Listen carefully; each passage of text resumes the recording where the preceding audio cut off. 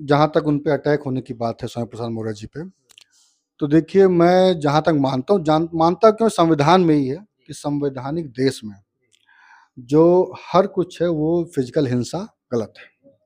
संविधान में हमें एक स्कोप दिया गया है और एक हमें क्या कहते हैं कि अंडरस्टैंडिंग दी गई है, कानून दिया गया है कि जो डेमोक्रेसी इज ऑल अबाउट की बात नहीं है। जो भी संवैधानिक संस्थाएं हैं, चाहे ईडी से लेकर सीबीआई तक और चुनाव आयोग तक, तो जब से 2014 के बाद सरकार आई है भाजपा की, इंडिया गठबंधन आया है, तो इन पर विश्वसनीयता पे प्रश्न चिन्ह उठने लगे हैं। क्यों उठने लगे हैं? कोई विपक्ष ने तो उठाया नहीं।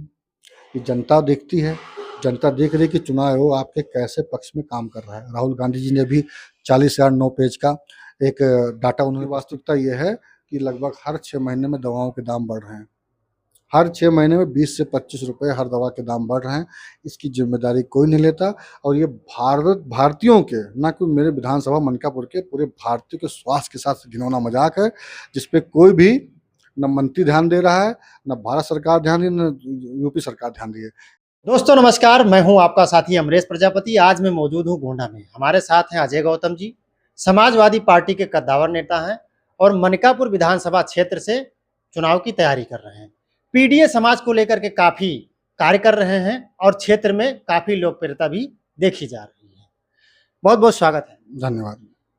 आपका जो मनकापुर विधानसभा क्षेत्र जो आता है, उसमें हमने ये देखा कि अयोध्या से सटा हुआ है।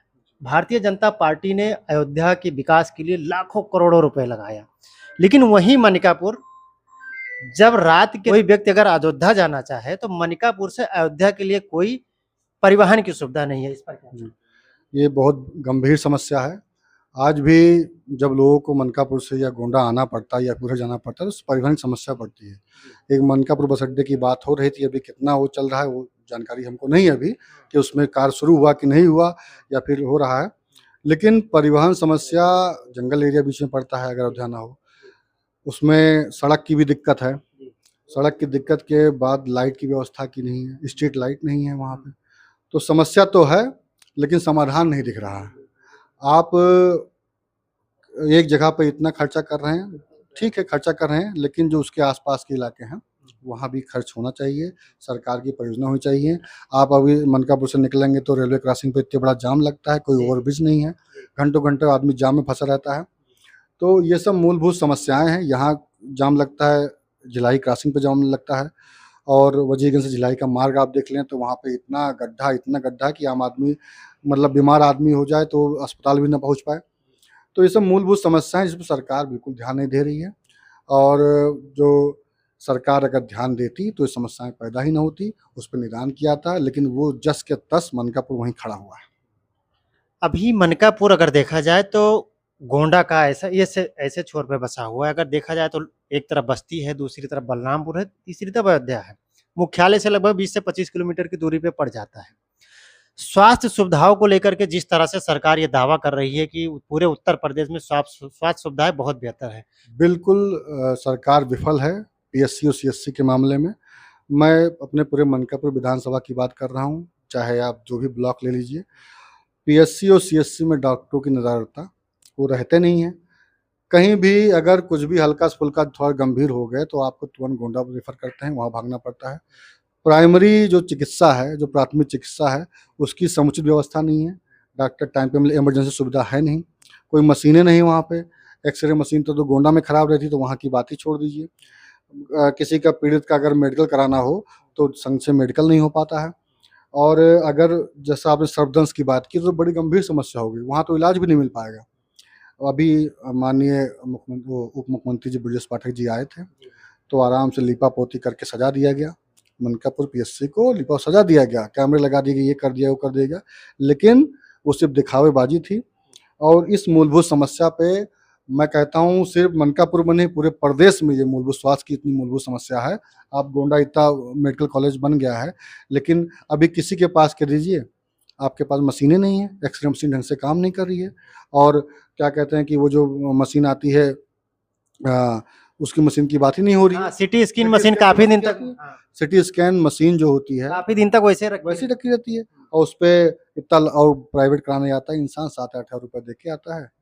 तो जब सुविधाओं मूलभूत सुविधाएँ पे बात नहीं होगी, मूलभूत सुविधाएँ तो किस बात का ये बोलते हैं अच्छे दिन हैं? किस बात का बोलते हैं कि हमने स्वास्थ्य सुविधाओं को बढ़ावा दिया है? किस बात से बोलते हैं कि हमारे स्वास्थ्य सुविधा में डॉक्टरों की इतनी भर्ती हुई है, या क्या हुआ है कि स्वास्थ्य सुविधाएँ दवाएँ में इतनी दवाएँ मतलब उपलब्ध करा दी गई हैं, जबकि वास्तविकता ये है कि लगभग हर 6 महीने में दवाओं के दाम बढ़ रहे हैं। हर 6 महीने में 20 से 25 रुपए हर दवा के दाम बढ़ रहे हैं। इसकी ज़िम्मेदारी कोई नहीं लेता, और ये भारतीयों के, ना कि मेरे विधानसभा मनकापुर के, पूरे भारतीयों के स्वास्थ्य के साथ घिनौना मज़ाक है, जिस पे कोई भी ना मंत्री ध्यान दे रहा है, ना भारत सरकार ध्यान दे, ना यूपी सरकार ध्यान दी है। इस पे मैं डिमांड करता हूँ बहुत सख्त कार्रवाई होनी चाहिए, खासकर पीएससी, सीएससी जो तत्कालिक सुविधा प्रदान करती है, तत्कालिक सेवा प्रदान करती हैं, एक रिलीफ प्रदान करती हैं, उस पे बहुत चाक-चौबंद व्यवस्था होनी चाहिए और अकाउंटेबिलिटी इंश्योर होनी चाहिए। कहते हैं भारत कृषि प्रधान देश है, प्रधानमंत्री जी भी ये कहते हैं कि हम किसानों के हित के लिए बहुत सारी योजनाएँ चला रहे हैं, सब किसान सम्मान निधि दे रहे हैं। आपके मनिकापुर के बगल में ही बजाज चीनी मिल है। कितना पैसा बकाया है सबको पता है। जिले के जो सम्मानित नेतागण हैं, जो जनप्रतिनिधि हैं, उनको भी पता है, जिले के जो अधिकारी हैं उनको भी पता है। लेकिन क्या कारण है कि समस्या जो किसानों की जो समस्या है, ना तो गन्ना का भुगतान बाजार मिल ठीक से कर पा रही है। अभी धान की सीजन चल रहा है, खेतों में यूरिया के लिए किसानों के लिए लाइन लगाना पड़ रहा है। क्या लगता है कि सरकार का मैनेजमेंट सही से काम नहीं कर पा रहा है, या जैसे मान लीजिए अभी गाड़ी से आया हूँ, आपके पास एक ही गाड़ी है, तो गाड़ी को आप अच्छे से रखेंगे, उसकी सर्विसिंग कराएँगे, उसका टेक केयर करेंगे, उसमें कोई पुर्जा ना खराब हो, चलते उससे, क्योंकि आप वो जानते हैं आपके लिए कितना महत्वपूर्ण वो गाड़ी है, आपका काम धंधा उससे टिका हुआ है। सेम चीज़ सरकार पे लागू होती है। सरकार लिए कौन इम्पोर्टेंट है? इम्पोर्टेंट उद्योगपति बड़े-बड़े हैं, या एक छोटा-मोटा किसान बड़ा इम्पोर्टेंट है? तो जो हमारे दिल के करीब होगा, जो हमारे लिए इम्पोर्टेंस रखेगा, मैं उसके लिए काम करूँगा। एज़ सिंपल एज़ लॉजिक हर जगह लागू होता है। तो किसान अगर सरकार के लिए महत्वपूर्ण होते, तो आज किसान सरकारी खाद की दुकानों पे सैकड़ों हज़ारों की संख्या में लाइन ना लगा रहा होता। किसान अगर महत्वपूर्ण होते, तो आज किसान क्या कहते हैं कि उनको दिल्ली में जब इतना बड़ा आंदोलन हुआ, प्राइवेट मंडी को लेके जो किया गया था, तो किसान को सड़कों पे रोका नहीं जाता, उन पे गोलीबारी नहीं की जाती। तो कौन इम्पोर्टेंट है आपके लिए? कल को ये भी आ सकता है कि किसानों की खेती पे कर्जा टैक्स लगा दें, कौन जानता है? भाई प्राइवेट सेक्टर को बढ़ावा देने के लिए कल को ये भी किया सकता है। प्राइवेट मंडी और लाने का संकल्पना ये कर ही चुके हैं। अगर बहुमत में सरकार फुल बहुमत में आ जाती है, इनकी गठबंधन में से नहीं, तो वो भी कर देते ये लोग। तो हमको ये देखना है कि ये किसान विरोधी सरकार है। रही बात गन्ना किसानों की, तो गन्ना किसान हमेशा से भुक्तभोगी रहा है। इस सरकार में तो मैं देख रहा हूँ 10-15 साल से ऐसी मारामारी मची हुई, किसान त्रस्त हैं, गन्ना का उनका मूल्य वाजिब मूल्य नहीं मिल रहा है। तो ये वाक़ई में सरकार को उस पे ध्यान देना चाहिए, और ध्यान नहीं देंगे तो हम लोग विपक्ष में हैं, उस पे आंदोलन किया जाएगा, हमारे राष्ट्रीय हित का आदेश होगा, तो हम लोग किसानों के मुद्दे को जनहित में उठाएँगे। और माननीय राष्ट्रपति जी कह चुके हैं हमारे कि जब हम सरकार में आएँगे तो पहला काम किसानों की कर्जा माफ़ी करेंगे। तो हम लोग अपने राष्ट्रीय अध्यक्ष जी के विज़न के अनुसार चलेंगे, और जो समाजवादी पार्टी की नीतियाँ हैं, जो इंडिया गठबंधन की नीतियाँ हैं किसानों को लेके, उसको मूलभूत ग्राउंड वर्क पे, ग्राउंड पे लागू किया जाएगा। अभी उत्तर प्रदेश में स्कूल मर्जर को लेकर के बहुत विरोध चला। कोर्ट के आदेश पर हालांकि सरकार को अपना फैसला बदलना भी पड़ा। पीडीए पाठशाला चली, जिसमें ए फॉर अखिलेश पढ़ाया गया, यस फॉर शिवपाल यादव पढ़ाया गया। उस पर विभागीय कार्रवाई भी हुई, मुकदमा भी पंजीकृत हुआ। इस पर क्या? एक सरकार है, एक सरकार है, वो स्कूलों को बंद कर रही है। हमें परिप्रेक्ष्य में देखना पड़ेगा कि एक आदमी है या एक सरकार है, वो स्कूलों को बंद करना चाहती है। स्कूलों को बंद करने से किसका नुकसान होगा? एक अनपढ़ जनरेशन पैदा होगी। भाई सब आदमी, गरीब आदमी के पास प्राइवेट शिक्षा के लिए पैसे नहीं हैं। प्राइवेट शिक्षा में आप देखे हैं कितना पैसा लगता है, स्कूल किताबें हर साल चेंज होती रहती हैं, ड्रेस और सब मिला के हज़ारों और लाखों खर्चा बैठ जाता है। तो गरीब आदमी की जो शिक्षा है, गरीब बच्चों की शिक्षा है, वो प्राइमरी पाठशाला या जो इन्हीं पे सरकारी विद्यालयों पर टिकी हुई है, ये उनको बंद करना चाहती है। इसके साथ जो शिक्षकों की भर्ती रोक देना चाहती है। तो एक आदमी चाह रहा है कि हम बंद कर दें स्कूल, और दूसरा व्यक्ति जो है, जो अपने दृढ़ निश्चय के अनुसार, अपनी नीति के अनुसार उसी बच्चों को पढ़ाने के लिए एक पाठशाला का आह्वान करता है कि अगर आप नहीं पढ़ाएंगे तो हम विपक्ष में, हम जिम्मेदारी लेते हैं। तो पावर आपके पास है, जिम्मेदारी कोई और ले रहा है, तो ये बड़ी शर्म की बात है सरकार के लिए कि अगर कोई पढ़ाना चाह रहा है तो आप उस पे मुकदमा करेंगे, वो करने जा रहे हैं, उस पे कार्रवाई करेंगे और खुद की सरकार जो अब बंद कर रही है, उस पे वाहवाही करेंगे। एक आखिरी सवाल, चुनाव आयोग जिसे हमेशा निष्पक्ष माना जाता है, प्रश्न चिन्ह लग गए, खासकर अगर देखा जाए भारतीय जनता पार्टी जब से सत्ता में आई है। क्या कारण है कि चुनाव आयोग जैसी संस्था पर अब सवालिया निशान विपक्ष के लोग खड़े कर? देखिए, चुनाव आयोग की बात नहीं है, जो भी संवैधानिक संस्थाएं हैं, चाहे ईडी से लेके सीबीआई तक और चुनाव आयोग तक, तो जब से 2014 के बाद सरकार आई है भाजपा की, इंडिया गठबंधन आया है, तो इन पर विश्वसनीयता पे प्रश्न चिन्ह उठने लगे हैं। क्यों उठने लगे हैं? कोई विपक्ष ने तो उठाया नहीं। ये जनता देखती है, जनता देख रही है कि चुनाव आयोग आपके कैसे पक्ष में काम कर रहा है। राहुल गांधी जी ने भी 40,009 पेज का एक डाटा उन्होंने प्रस्तुत किया है, मैं भी फुल देख नहीं पाया हूँ। लेकिन अगर और बिहार में जो हो रहा है, लोकतंत्र के साथ खिलवाड़ हो रहा है, बिहार में वोटरों को वोट देने के अधिकार से वंचित रखने की पूर्ण साजिश हो रही है केंद्र सरकार के द्वारा, तो इस पे कैसे विसंगतता आ जाएगी? कोई भी देश, कोई भी डेमोक्रेटिक कंट्री, वो किसी सरकार से नहीं चलती है। वो सरकार उसका किसी क्या कहते हैं, किसी व्यक्ति से नहीं चलती है, वो इस सिस्टम से चलती है। सिस्टम में है संवैधानिक संस्थाएं, यही संवैधानिक संस्थाएं, चाहे सुप्रीम कोर्ट हो, चाहे चुनाव आयोग हो, चाहे ईडी सीबीआई हो, चाहे राज्यपाल हो, राष्ट्रपति हो, जो संवैधानिक संस्थाएं हैं, ये देश के संविधान को बचा के रखती, संविधान अनुसार काम करती हैं। तो देश का जो पूरा क्या कहते हैं, निर्धारण होता है देश के भविष्य का, या देश जो चल रहा है, किस हिसाब से देश जाएगा, वो संवैधानिक संस्थाएं।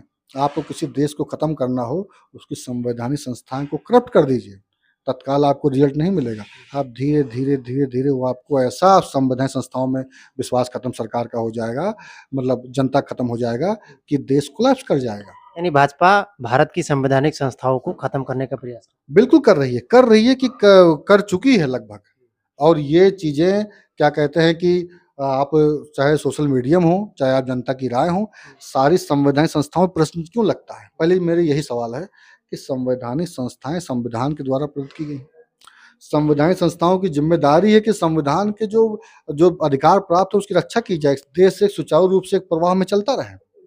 वो भले ही सरकार कोई करप्ट आ जाए, कोई आ जाए, लेकिन संवैधानिक संस्थाएं हमेशा रहेंगी। वो परमानेंट संस्थाएं हैं, ना कि सरकार टेम्परेरी होती हैं। संस्थाएं परमानेंट होती हैं, चाहे सुप्रीम कोर्ट हो, चाहे ईसी सीबीआई हो, और जो भी मैं संस्थाएं आपके पास सरकारी जो भी संस्थाएं हैं, चाहे मानवाधिकार आयोग हो, सब ये सारी संस्थाएं परमानेंट होती हैं, जो देश का स्टील फ्रेम होती हैं, और ये दिशा निर्धारित करती हैं कि सरकार जो हमारे संविधान में जो बेसिक तत्व दिए गए हैं, जो बेसिक प्रिंसिपल ऑफ जो कॉन्स्टिट्यूशन है, जो मूलभूत संरचना है, वो कहीं न कहीं ढांचा वो बना रहे। सरकारें तो आती जाती रहती हैं। एक आखिरी सवाल आपसे, पीडीए के कद्दावर नेता, आपकी पार्टी में भी कैबिनेट मंत्री रहे, भारतीय जनता पार्टी में भी रहे, बसपा में भी रहे।